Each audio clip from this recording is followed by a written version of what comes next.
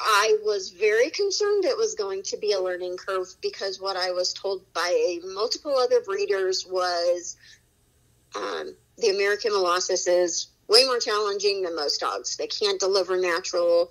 They're not good moms, and a lot of different stuff. I went ahead and I followed my gut with Zipporah despite a lot of backlash, and I let her deliver natural.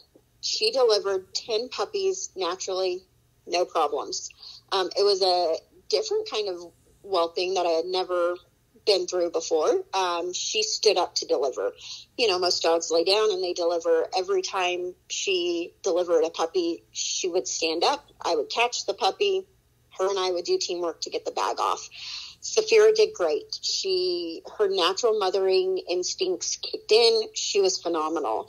I was told they can't nurse, that they're not very good about not stepping on their own babies, which that is sometimes a problem in the giant breeds. They're so big they accidentally step on and smush their babies. Again, I got really lucky with Zipporah. She was phenomenal. She did everything that any of my other breeds have ever done. I left her in charge of her puppies. She cleaned them, cared for them, nursed them. She did everything. She would have to go out. She would go out. She would go potty. She would come back in. She was very gentle and delicate when she would come in. Again, it was my first litter. Does that mean my next female is going to be as smooth and easy? You never know. And that's just a common within every dog. Mm-hmm. You have some moms who are awesome and some moms who aren't. And so Zipporah did great. And the whelping process was really good and easy. All 10 puppies survived every aspect of life. They're still doing good. They were all really strong, healthy puppies that were even pretty functional little guys as puppies, out playing and moving. And again, that's something I do different than everybody else in the American Molossus community. I let my puppies be puppies. Most people kind of keep them in, and I think that's just because these dogs are incredibly valuable, and it's a lot to get a litter of puppies. It takes a lot of work, and so most people are kind of like, okay, you're inside, and you don't really come outside, and you stay in your area, and you play, and that's it. Where my puppies were in and out playing when they were old enough. They were going outside and running and playing and being puppies. So for me, the whelping process went pretty traditional to what I've done my entire life. Mm-hmm. So yeah, there's a good difference there. So like my Aussie puppies are 6 weeks old, tearing into stuff, getting into stuff, like busy bodies. Mm-hmm. And they're able to move different than the giant breeds, jump in and out of things. With these giant breed puppies, you do have to be way more cautious and careful of their bones and joints, especially while they're young. So in that regards, I did a whelping box different than I normally do. I didn't have any steps to my whelping box because I didn't want them like falling out of the box and hurting a leg. So everything was more flat in that regards. The whole process almost from 6 weeks to 8 weeks was different for me because with every other dog I've ever had, by 6 and 8 weeks, you're not quite having to worry about feeding them as often. And even with the other dogs, mom still usually is pretty good nursing up until 7 weeks. With these giant dogs, because they do grow so fast, you have to start supplementing in meals for mom. And with Zipporah, 10 puppies, that's a lot of puppies in general, mm-hmm. but 10 puppies, it was taking a lot out of her. So at 4 weeks, I started supplementing, where I wouldn't start supplementing until 6 or 7 weeks with any other dog. And supplementing, formula feeding them. So giving them a little bowl to lap up the formula. And then by 5 weeks, I started doing mush to just help them get a little further. Again, with the Aussies, I don't even do that till 6 or 7 weeks of age because they're doing pretty good. And then the amount of food that those guys go through was insane. I was going through 70 pounds of dog food a week for 10 puppies. And I am a firm believer in like good quality dog food for these guys, especially what they're supposed to be eating.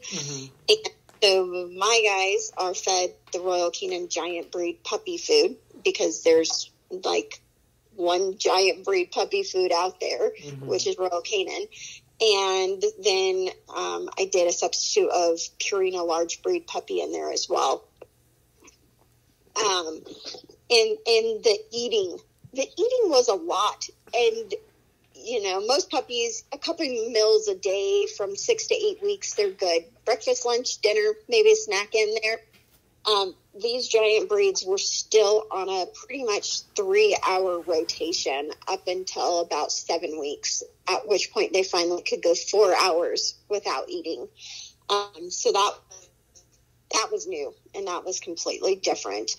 The mentality of the puppies, I'm used to litter box and potty training puppies. These guys were a little bit harder to litter box train than any other dogs, but they got it. It took longer, but they got it. And with the giant breed dogs, you have to understand their developmental stages and markers are different than your normal dog because they do take longer to mature. They're at a slower pace. So I was expecting X, Y, and Z, which my Aussies and everything else had done. And these guys were a week behind. It was just kind of, okay, this is how you guys are. You guys do grow slower. You're not up and moving as fast as everybody else. My Aussie puppies are getting in trouble at 3 weeks old. These guys weren't really moving or doing anything until 4.5 weeks. So there is a difference between giants and like large breed, small breed dogs when it comes to developmental markers on these puppies. That is definitely an issue that I have seen in the breed as well. Pushing too much too fast. And that's in regards to a lot of things. But definitely with the weight and the development. These guys, in doing research with the Neos and the English and just giant breeds in general, you know, there's always a consistent saying of let them grow slowly. Let them mature at the rate they need to. A lot of different breeders are just kind of trying to pack on the pounds and supplementing them more than what should probably be occurring. Puppies should be on a puppy diet, not fed an extreme athlete dog food. That's kind of like giving a kid steroids and thinking that by the time the 6-year-old's 15, he's going to be a normal 15-year-old. It's not okay. It can't happen.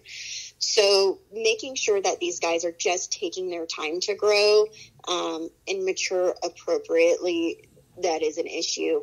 There are supplements being given to the American Molossus. You know, a puppy shouldn't need to be on formula past like 10 weeks is kind of pushing it to continue to have them on formula. There is a general idea that these dogs should be on formula or milk replacer, lamb replacer, goat replacer, whichever one, until they're 2. And again, that's just kind of, it's causing dogs to grow too much too fast.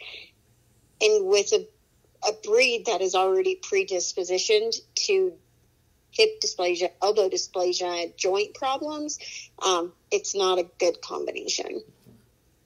So, same thing as I did with my puppies. I like the Royal Canin giant breed dog food.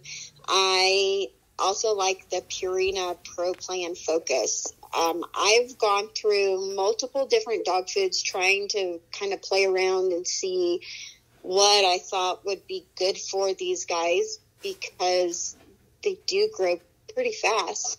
And my mom's tried some stuff and I've tried some stuff, but it seems like the Royal Canin in conjunction with the Purina Pro Plan has been a really good diet for mine. There are other breeders that have their dogs on a raw diet, and I commend them. I'll be honest, I'm lazy. That's too much work to feed a giant dog a raw diet. That's like 30 pounds of meat a day. I have a very, very busy life, and cooking for my family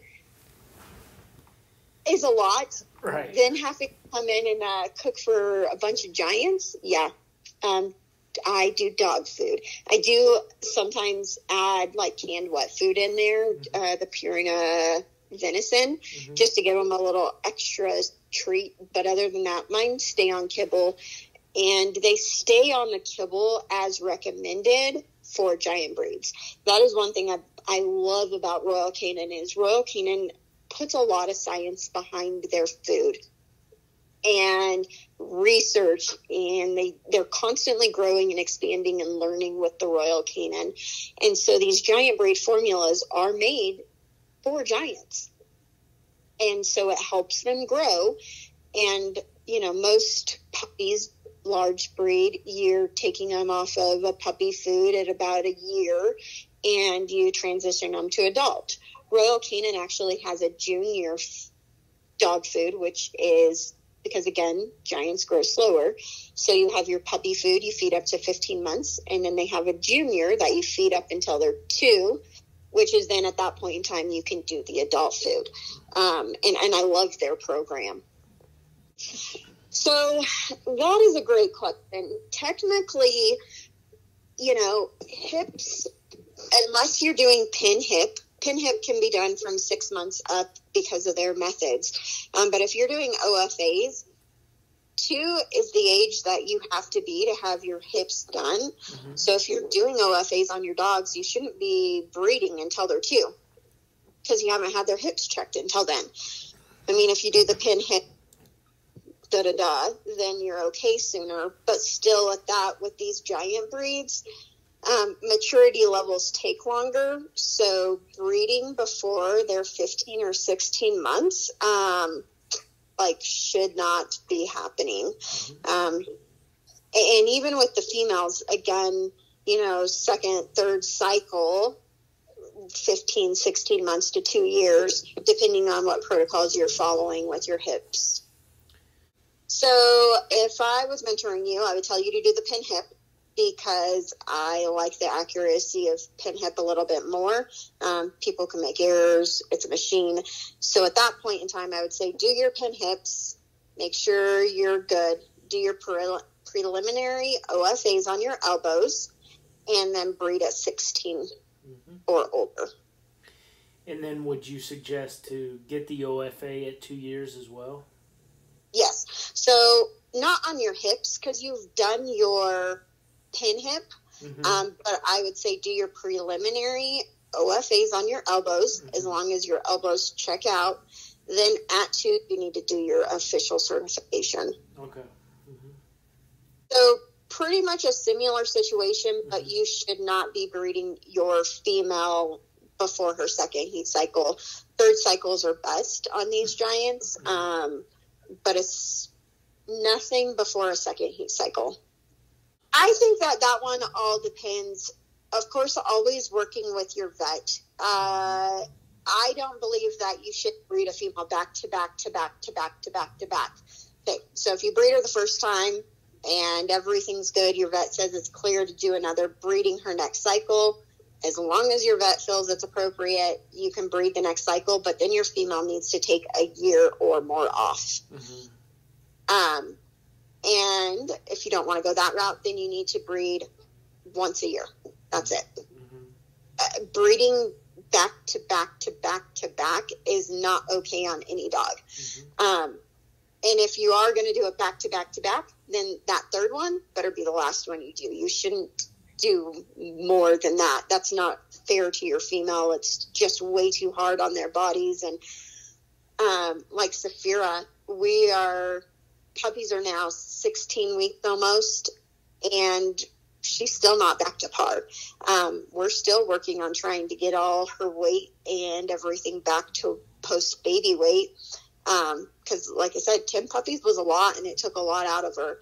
And so I had questioned if I should breed her on her next heat cycle and then give her time off. But with her, because of her health, there's no way I would do it to her. She's not in top quality condition, and that's not fair. So for her, it will be, when you're in quality condition again, whether that's 1 year from now or 2 years from now, that will be when you're bred. Yeah, so if you're doing C-sections, you should only be doing 3 litters. It is not healthy for a female dog to have more than 3 C-sections, and most vets won't even do another C-section on you if it's past the 3rd one. If your female's delivering natural and doing what she's supposed to be doing, not breeding past 5 in these guys, I would say, just because, again, they're giants and they become a senior sooner. They take longer to mature and become a senior sooner. So not breeding past 5, but if you are doing C-sections on your dog, no more than 3. And so with the Molossus, based on time, I mean, you're only really truly going to get 3, maybe 4 litters anyhow. If you wait for the appropriate time for them to mature and do all your health testing, and then you retire them by 5, you're only getting 3, maybe 4, if even that, litters anyhow. I get that question a lot, and it's a good one. These guys, the easiest way for me to compare it is it's kind of like an easy keeper horse. Once they finally do hit their maturity, they're pretty easy to keep even. As they're growing, they eat a lot. So right now I have a puppy that I kept back from this litter that I'm training, and he eats 7 cups a day at this point in time for a little 15-week-old puppy. Whereas my adults only eat 7 cups a day. And the little guy's probably going to get bumped up to 8 here soon. But my adults are pretty even, so they stick at that 7 to 8 cups a day. And again, if you have a really good quality food that's doing what it's supposed to be doing, 7 or 8 cups should sustain a giant. Because even most labs eat 5 or 6 cups a day. But good food is key. These guys like to nap a lot, so they're not out running like a lab who needs food constantly to keep them up to weight. These guys kind of run and play for maybe an hour, and then they sleep for 3 or 4 hours and then play for another hour. So they're not burning off the calories like other dogs who are super active. They don't take as much to sustain.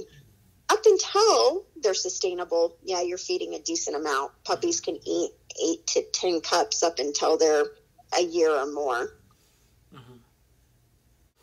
My puppies eat 3 to 4 times a day, just kind of depending. If they've been out playing, then I bring them in. I give them a little extra snack to help keep up. But my adult dogs, they only eat twice a day, breakfast and dinner. This is where my trainer brain comes in, because I love sports and I love sport dog stuff. So I would really love to be able to see the American Molossus out there competing in rally, obedience. Now, that doesn't mean they're going to win. They're not fast. Their sits are not going to be butts on the ground in 2.5 seconds. They take their time. But they're really smart dogs, and they're really willing to work. So I'd love to see them out there doing obedience and doing rally. Of course, they're way too big to do agility. One sport that I really love is called parkour. And these giants can do parkour. And there are a couple different parkour associations for dogs.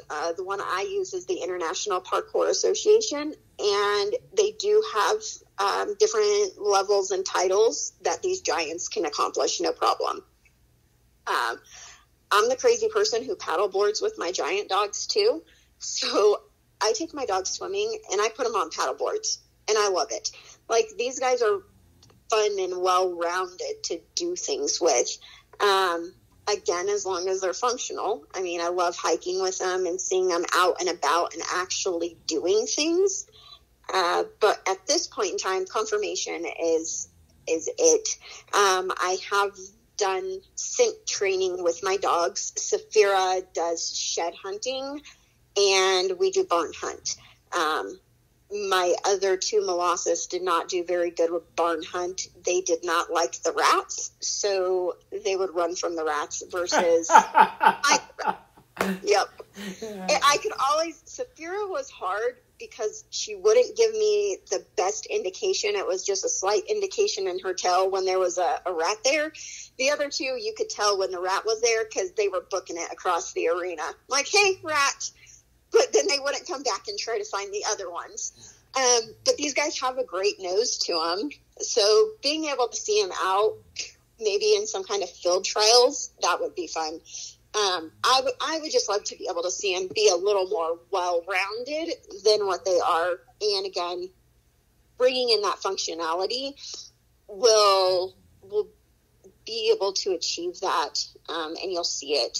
There are American Molossus who do hog hunts in Colorado, so we don't have hogs, so I don't really know a lot about that. But there are working American Molossus out there too.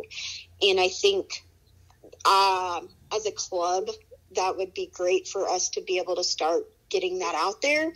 But February, our club has been a club for one whole year. And our key focus at this point in time has really just kind of been that health and function. But these guys can be awesome, well-rounded dogs if given the opportunity. Yeah, I have been training dogs since I was 8 years old. It first started in 4-H, and I showed dogs in 4-H. The first dog I ever actually raised for true showing was when I was about 16. I had a Siberian Husky, and with him I actually did professional training, and we did all kinds of stuff. Worst dog in the world for a 16-year-old kid to decide to try to train. Huskies are not for the faint of heart. Right. And there were many classes I left crying, like, my dog hates me. But I have been training for a long time. As a kid, I trained horses more than I trained dogs. And I used to train wild Mustangs. And I worked with a lady who would get her horses from the BLM, and we would train all her wild Mustangs to compete in different events. And at that time, I used clicker training with the wild Mustangs when I was struggling with something like they wouldn't put a halter on. We used to use the clicker to counter condition them to be able to get the halter on. Never once did I use it for a dog, to think. I don't know why. Until I moved to northern Colorado. When I was in my 20s, I moved to northern Colorado because I wanted to be a dog trainer. And the area I live in is incredibly small, and I knew I just wasn't going to get the information I needed and the training and the learning and everything like I wanted. I wanted to be a big dog trainer. And so I moved to northern Colorado, and I started apprenticing at a high-end boarding training daycare facility. And I started as just a kennel tech and learned from there. I became the boarding manager, and then the operational manager, and then even a trainer. Once I felt like I had a decent enough knowledge of training, I went to school. I went to the Karen Pryor Academy, and it's a pretty intense program. You go to workshops, you do online training, and then you have to take videos and submit videos of you training your dog during exercises. It's a big, long course that ends with 3 tests. A book test where you can't miss any questions on it. You have to teach a class, and then you have to teach your dog what's called chain command. And we had to do a 10-part chain command. Basically what that means is you do one behavior that leads into the next one, that leads into the next one, that leads into the next one. And it's kind of this beautiful flow. Whenever you see dogs performing at like Crufts, doing the shows where it's the owner and the handler and it looks like a dance and a performance, it's pretty similar to that. And we had to do a cue off of a sound. So a doorbell ringing meant your dog sat. Or, and then we had to do a visual. Your dog saw something and they did another command by just seeing the object. So we had to do this 10-part command in order to graduate from that. After that, I became really fascinated with behavior, and I started working at a vet clinic where the veterinarian was really into behavior as well. I spent 6 years there just really learning and understanding canine behavior. I've taken over 300 hours of additional schooling and training on top of my certifications just for kind of learning and understanding canine training and behavior. As for mentors, I'm a little bit different when it comes to mentors. I don't have these big, well-known mentors that I follow, and I like people I can actually talk to and meet with and be hands-on. I'm a hands-on learner. So I have friends that I've made in the training community, and those people have been my mentors. When I have questions, I know I can reach out to them and they're going to get back to me. They're not anybody big or famous. They're just real life people doing the exact same thing I'm doing. And I'm constantly always changing and evolving, even with my training, always learning new things, checking into different methods. For me, I'm pretty much a positive reinforcement trainer with clicker training. But I say pretty much because I don't fit exactly 100% positive reinforcement. And I've learned with these, like the American Molossus and the pit bulls that I own and other breeds that I own, sometimes positive reinforcement is just not enough. You do have to be clear, concise, and firm. And sometimes that always doesn't fit 100% into the positive reinforcement training. But I have other trainers that I constantly am working with and follow and talk to, and those are my mentors. For me, the second my puppy is 8 weeks old, I'm out and about. Of course, being a veterinary technician, I understand that there are protocols for vaccinations that you should follow, so I'm a little more cautious. I don't go to dog parks and I don't go to heavily populated areas with dogs so that I'm concerned about picking up anything infectious or contagious. But I do a lot of socializing. I'm pretty lucky because I am a dog trainer. I have people coming to me for classes and puppy playtime, private lessons, board and trains. So I have a constant flow of socializing that I'm able to do with my dogs. I really like to take puppies to Home Depot while they're puppies. It's just a lot of sights and sounds and people and things moving. Sometimes you see a dog there, sometimes you don't. But it's great socialization. Again, socialization and training is key with this breed. So getting them out while they're small. When you follow the vet protocol of don't take your puppy anywhere till they're 16 weeks, it's really hard with dogs in general, but especially the American Molossus.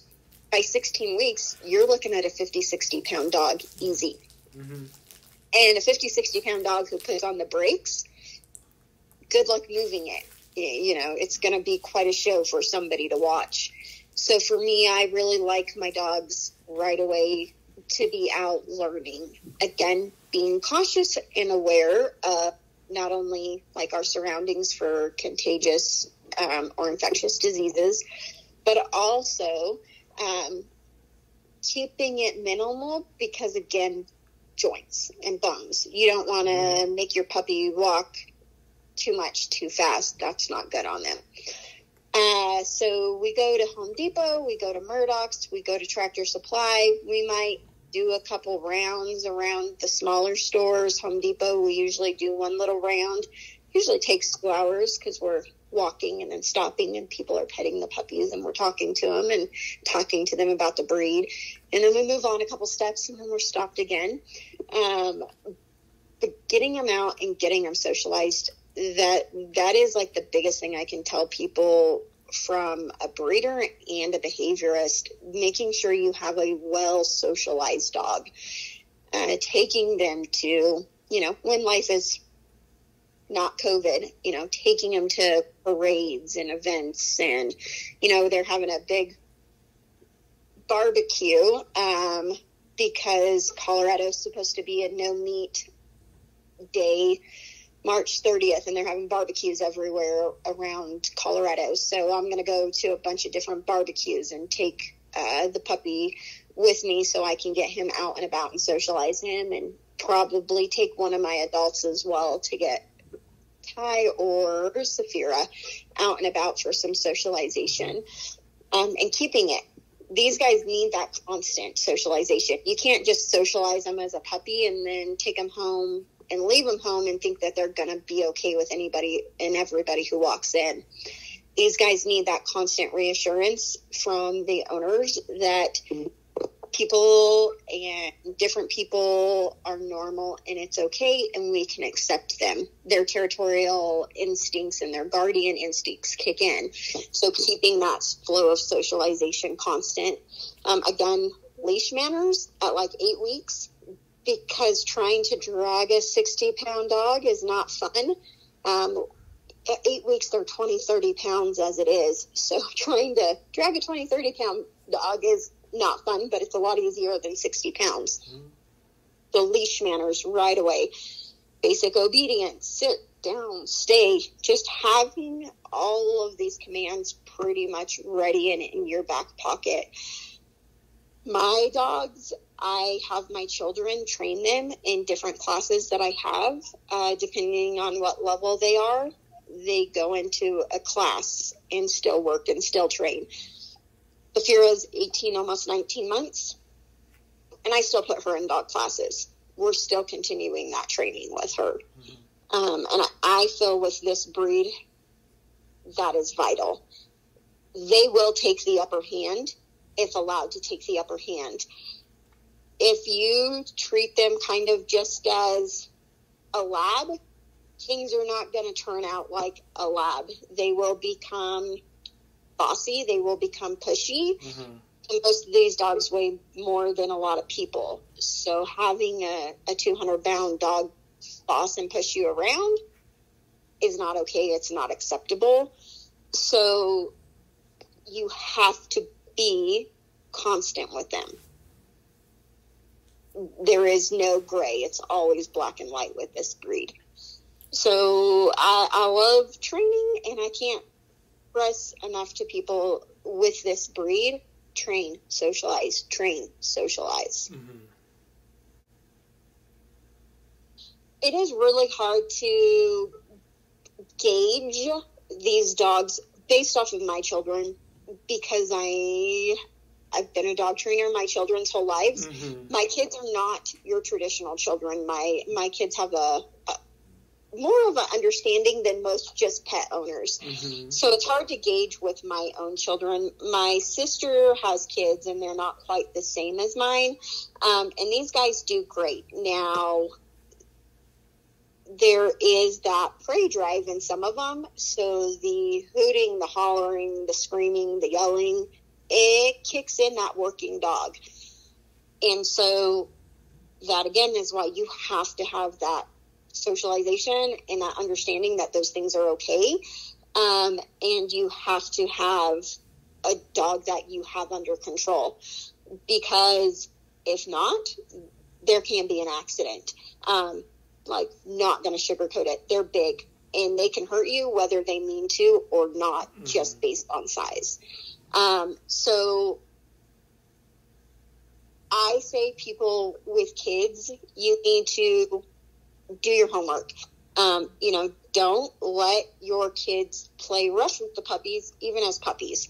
I never, ever, ever let my kids roughhouse and play rough with dogs ever. It's just not okay, because then a full grown dog can think they can roughhouse and play. And with these dogs, I don't roughhouse and play with these guys. I don't let my kids roughhouse and play with these guys, because they're too big and accidents can easily happen. And again, with that working prey drive in this breed, they have that button that kicks in, and an accident can happen.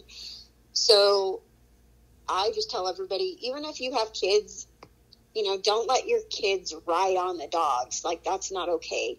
Don't let your kids roughhouse and play with the dogs. That's not okay. Treat these guys like the giants that they are, and treat them to understand something smaller than them they need to be gentle with. My dogs play with my toy Australian Shepherds. My mom has a 3-pound Yorkie that her Molossus play with, but we've made clear to them how to play soft. And they know the word play soft. They understand that means they have to be more careful. They have to be more gentle. That's an important thing with these dogs. So with children, they're great to a point. If they are correctly socialized and they are correctly trained, and you set those clear, firm boundaries. My 10-year-old, Nessie is my 10-year-old's service animal. And Nessie is very intuitive. When Savannah is going to have a panic attack or an anxiety attack, Nessie knows, and she just comes and she puts herself on Savannah. Now, Nessie's 140 pounds, Savannah's 60 pounds. It's not like she just collapses on her.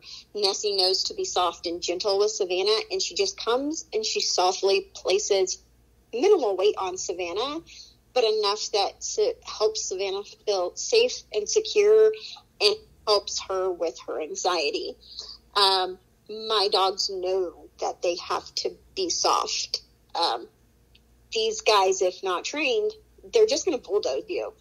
So again, training, whether it's through a trainer or just those clear, concise boundaries, have to be there.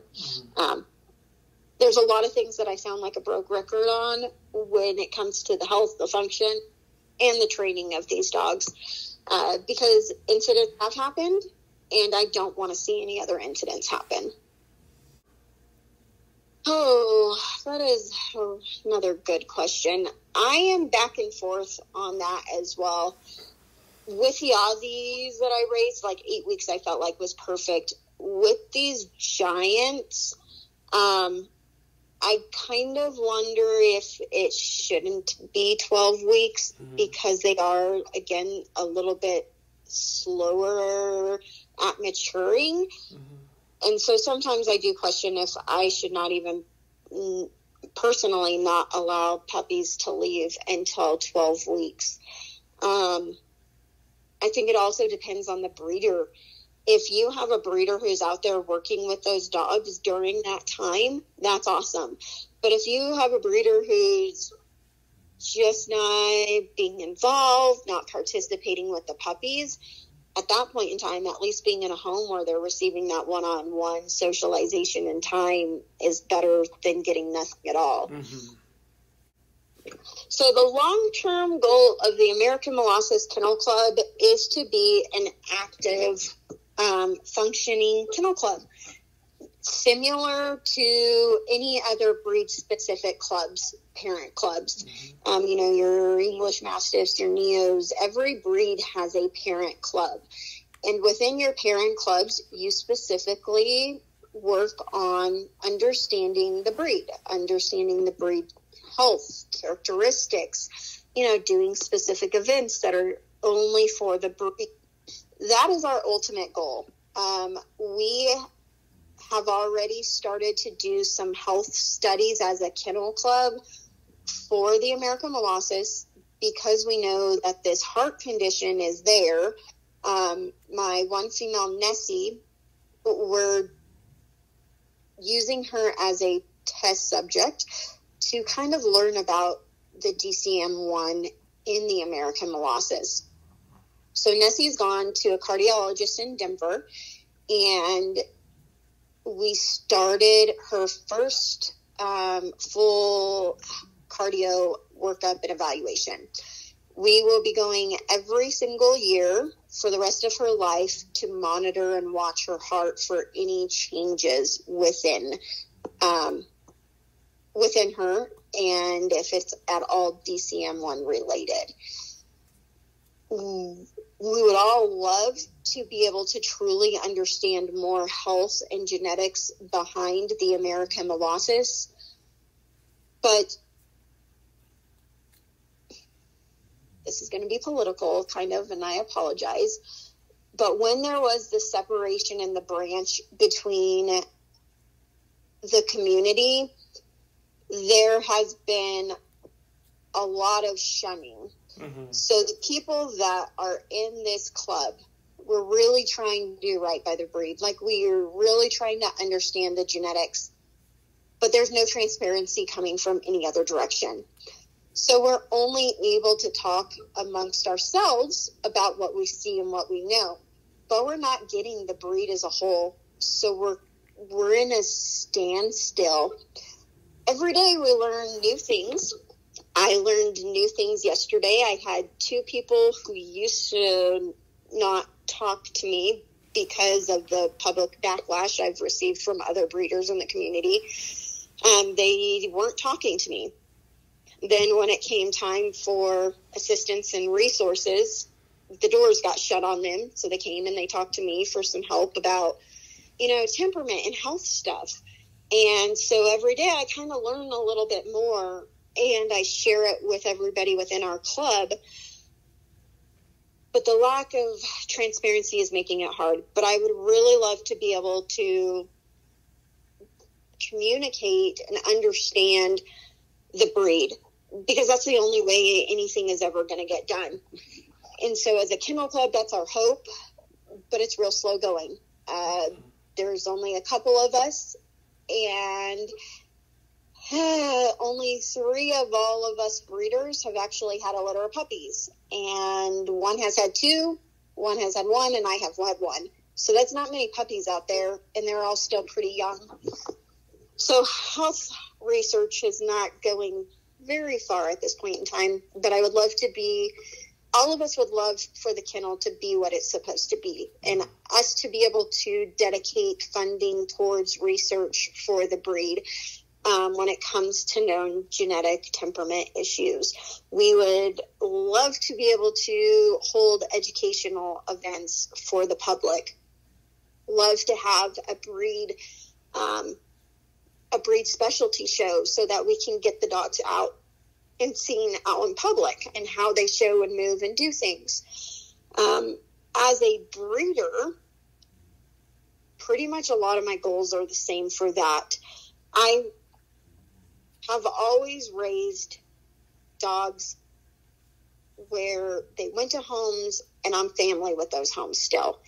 I've got clients that are some of my best friends now because we made friendships in selling a puppy. Mm-hmm. That's why I do what I do. I don't breed to make money because, are you kidding me? Like, as a breeder, anybody who's a breeder knows money is not made when you do it right. So lasting relationships, bringing happiness to people because they have an amazing dog that they got what they wanted. That's what I want for my program. But to do that, I have to understand the health, the functionality, the temperaments, the traits behind these dogs. And so that's where a lot of my program goes back to the American Molossus Kennel and just trying to help the breed in general. We really have to focus in on understanding the breed to be able to be a proud breeder of the breed. You know, people being able to just openly talk about what they see in their dogs is important. Luckily for us, both of those breeds have been around for so long. You can find all kinds of educational information on them, seminars, webinars, research programs that specifically work with the Mastiffs for like cystinitis and neos with stuff. So at least there's a lot of research there. So that's awesome to be able to go back to their research and see how things are being handled within each different breed. The more important thing at this point in time is people working and communicating openly together about the American Molossus so we can start to be able to deliver the same kind of information. Mm-hmm. So I know that there have been breeders who have talked about it, but that's all that it's been, is kind of a whisper in the wind. Mm-hmm. Sometimes, honestly, I wonder if not finding a breed that carries the exact same traits as the other two would be good to kind of counterbalance that. But a lot of the giant breeds have a lot of similar health issues. Right. Yeah, no, and I feel the same way. I don't want to scare anybody off from the breed, but you have to be transparent. Yeah. Like, in any breed, in any dog, every dog has their issues. Not one breed is perfect. Mm-hmm. But you have to be able to truly be transparent with people and talk to people openly about what they're getting. The American Molossus is not for everybody. It's just not. Mm-hmm. And people have to understand that. And, you know, if you're selling a first-time dog owner an American Molossus, you know there's going to be problems. It's just the breed. And that's why they have categories for dogs. Okay, this is a good first-time dog. This is a great dog for somebody who has experience, or this is a dog who is only for somebody who knows what they're doing. I mean, every dog has a category, and these guys definitely fit into the, you got to have a little bit of a clue what you're doing in order to own one of these dogs. Mm-hmm. So same thing, not trying to scare anybody off, but transparency needs to be key, and people need to understand what they're getting themselves into. Quite truthful and quite honest, there was so minimal information when I got involved. I wish I would have known half of the stuff I know now. Would I still have changed the breed? Maybe not. Mm-hmm. I don't know. I love my dogs, I really do, but it's hard to be a breeder and do things right with the lack of information. As a pet, and doing these guys just as a pet, heck yeah, I would do it all day long. As a breeder, it is an incredible challenge. It is trying, it is challenging, and it takes a lot out of you to try to figure it out, work it out, and then deal with the politics that has come from all of it. I really love European Dobermans. Yeah. I really have a soft spot in my heart for European Dobermans. There's just something about them. Yeah, definitely. How about a small dog, 25 pounds or under? This is going to sound funny. I would totally have a Papillon, only because they're ridiculously smart and incredibly athletic. And again, I love sports, dog sports, and out of all of the little dogs, Papillons seem to be the most athletic, fun little dog. So they're definitely probably like the underdog most people don't think about. Yeah. But when it comes to traits and characteristics, they are incredibly smart, willing dogs. I have never trained one or worked with one, but I have trainer friends that now have them, and the things that they accomplish with their little Papillon, I'm like, man, that's pretty awesome. Yeah, no, I agree with you. Any last words that you want to convey that you think we haven't covered? Always research into anything that you want to get into. Even with the American Molossus, I know there's not a lot out there, and even for somebody like me, there's not a lot out there. But don't fall in love with the fantasy behind the breed. Really, truly reach out and research and do the things that you would do with any other breed before getting yourself involved.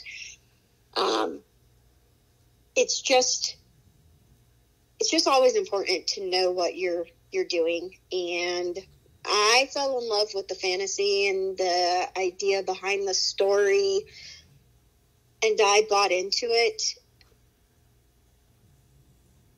But I wish I would have known more. Mm-hmm. So always just research, and don't take this whole podcast as don't do the breed. They're awesome. I love them. I wouldn't trade them for the world. But just make sure you know and you understand what you're getting yourself into. Mm-hmm. Out of the ashes we will rise, taking revenge on those we despise. On the our flags and keep on fighting. We can see a phoenix rise.